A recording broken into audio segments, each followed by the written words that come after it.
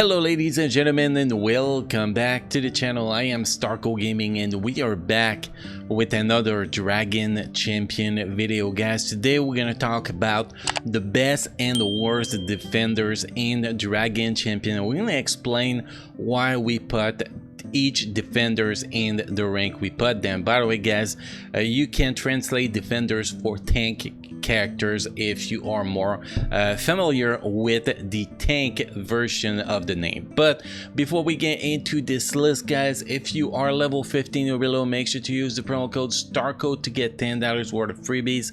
To do so, it is very simple. You go in settings, use promo code and enter the word STARCO, STARKO. You press OK and you will get $10 worth of freebies, which include 500 drag coins, 250,000 gold, and a few other things.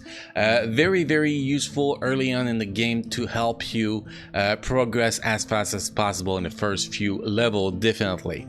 So defenders, guys, there is some very amazing defenders and there are some terrible defenders in this game, and today I'll try to help you guys actually decide which defenders you should be working on or you should not be working on. So we're gonna start with the worst defender. So rank number 10, there are actually 10 defenders in the game. It is Darian. Darian literally has nothing to offer. He has a good leadership for if you go to the challenge that you need 5 defenders, but that's pretty much it. And even though he has a good leadership for that, you can put 5 other tanks that will do better without leadership than with Darian leadership. Darian is literally useless in this game. There is not a single game mode you actually gonna be really using him. Maybe a tournament that have his name written all over, but that is pretty much the only place in the game you're actually gonna need him. It is definitely not worth it to build him. As even the human team, you will not be using him, especially that you will be getting a little baddie for free from the events that happen every 3 days. So that makes Darian's pretty useless in my opinion. So yes, he is the first characters you actually get in Dragon Champion. Yes, you get him to a certain level to help you progress early on until you can actually replace him with a better tank, and that is pretty much it. You can see my Darian level 60 stopped working on him at level 60 because it was pointless beyond that. So position number 10, we have Mr. Darian. After that, we are going with Megawill. Megawill is a very expensive character to first recruit. You need 80 shards or arrowstone to actually recruit him, and you actually can only farm him, I believe it is in tournament if I'm not mistaken. Not in tournament but in tower mode, and he kind of suck. He definitely sucked. Now if you don't have Kiri, it can actually be a good option to have a tank defender for when you actually get a demon defender for when you actually going to need a full demon team to do the legendary events that require demon team. But other than that, it's just the word. It's pretty much the only place that you actually have a place that can be used. Everywhere else he is pretty much the same as Darian. Totally useless in my personal opinion. So it is not worth investing the resources to actually recruit him. Next, guys, in position number 8, we have Atom. Atom kit is actually not that bad, but what makes him solo in the list is the fact that his talent is RNG.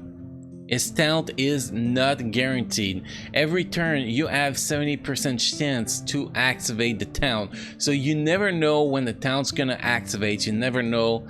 You don't know anything, so that makes him pretty hard to play. Now if you actually put him in a full goblin team, he can actually get the job done. Don't get me wrong, he actually is a pretty solid tank for the Goblin team, but that's pretty much the only place you're going to be using him. It's like Kagi in the Pride team for buff legendary events. He's like a masterpiece of that team to actually make something good happen, but that does not make Kagi a good character. It's pretty much the same that we can say about Atom. Atom is a very tanky characters when you do have his talent available on him, because he can also have a lot of shields. You can see here gaining 40%, well, gain a shield up to 40% maximum health, so he gets a lot of survivability from that. But because of his talent is purely based on RNG, he is not reliable, so the only place you're going to be using him is in a Goblin team. So that put him in position number 8. Now in position number 7 we have Kellyanne. Kellyanne is not a bad tank. At least his talent is reliable. His kit is not a bad kit at all, but because all the tanks above him are going to be used everywhere better than him, except one place, which is the Elf legendary event. So it's pretty much same as Atom, is only going to be used in one place, which is the legendary event for unlocking, I think this one is to unlock Ember, if I'm not mistaken, the elf.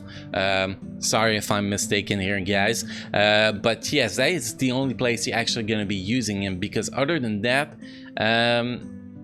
well, the 6 tanks above him are better, so that kind of leave him out there doing pretty much nothing other than that, and also is going to be used in tournament where it is mandatory to be used at tournament. But he is not a great tank. He is a little bit below average tank, but still very important to have because of that elf team you need for the legendary event. Next tank we have is Hilda. Hilda is all you I'm looking for the word, guys, I'm sorry. Hilda is often underestimated, because as Panda tank you have Kinley that is just so much stronger than her, so a lot of time people think that Hilda is actual trash, but Hilda is not trash. Hilda is a pretty solid tank. She's not as good as Kinley, obviously, and at the other 5 we're going to be seeing next, but Hilda is actually not a bad tank at all. Personally, I used her as second tank into my Panda event to recruit Renera, and she actually does quite a good job. She has good survivability, she has a good kit to do some TMR, and she has good damage too. For a tank, her damage is actually not that bad, not as great as some other tanks we're going to be seeing next, but she still can get the job done. But sadly, before we because we already have Kinley as a Panda team, she kind of lose every single purples. Because of the purples, we could actually drop her below Atom and move Kellyanne and Atom 1 spot each, but I still think she is a better tank overall than them. But because of the usability, you're probably not gonna use Hilda anywhere in the game. That kind of makes her a not very good tank because of that. But globally, like I say, if you go with the skills, she is a solid tank. It's just the usability is not there for her. You have Kinley for the Panda team, and that's pretty much shit. And maybe you're gonna be using her in some tournaments where she is mandatory, maybe, but that's pretty much the only place we have for her in the game. And obviously with the new battleground rework, hopefully we're gonna get a place where we can actually use her like all the other tanks above her, definitely. Now if we move to the next one, in position number 5 we have Salvador. Salvador is finally the start of seeing great tanks now. The next 5 tanks are actually pretty solid tanks, but Salvador is the weakest of them because he cannot be used in a meta team for arena or content like that. He is awesome, but he needs to be in the Pride team to be that awesome, and he's going to be amazing on the legendary event for buff, but that is pretty much the only place gonna use him there, and maybe in some tournament, and maybe in battleground. One battleground come back to build a pride team around him to play in Battleground. Well, when the reworks comes out, you can still play him in the current Battleground, which it's almost impossible to find matches, but you see my point here. He is a very solid tank. It's probably the tank with my favorite kit because of the his third skill here. Steel shell that reduced 90% damage taken is just it's just awesome for me. I think that is one of the best kill in the game. You put him with hero lead, you pretty much start with the taunt, can use the shell on the first turn, and then so basically the first 2 turns is pretty much unkillable, which make him so great in my personal opinion. Sadly, he's not a meta for arena, he's not a meta for raids, he's not a meta for anything except that pride tank, but it's still a very solid tank. Now if we move to position number 4, we have Kinley. Kinley is actually the first tank you should be focusing on early in the game, because he's going to be the first good tank that is going to be farmable for you guys. So Kinley should be your first gear up tank, and Kinley is awesome. He is a meta for legendary event with the Panda team. He's going to be your meta tanks early on in the game for your campaign mission. For your arena, it can actually do some decent work in arena, at least get you to the top, I'll say the top 50 on most shards. It will be able to do that. It's going to be very solid in the Panda team, in Battleground, and then in the raids it can actually do a pretty solid job. In the Panda TMR team can actually do a good job there. So definitely he is a pretty solid tank, more usability than just a legendary event finally from a tank, which is pretty awesome. So next in position number 3, guys, we have Guard. Guard is a tank you're gonna get for free. All you gotta do is get some achievements, stunts, and along the way you will get Guard to 7 stars all by himself, and he's actually part of the meta. All the next 3 tanks are part of the meta section, guys. You can have all of them in meta teams without problems. He can be a meta in certain arena team. He is a meta to recruit Solius. He is a meta for pretty much all the content out there. He is freakingly annoying when you face him, and he's amazing when you control him, but every game mode this guy can be very usable, even in end game content, which is pretty amazing. It's not the strongest, but yeah, he is pretty amazing. In second position we have Little Betty. Little Betty used to be number 1, but sadly Kiri has a better kit than her now. But the Little Betty is a monster. She has a amazing kit, debuff removal, taunt, she has blind, she has AoE damage, which is quite good AoE damage, which is quite rare for a tank. She has TMR.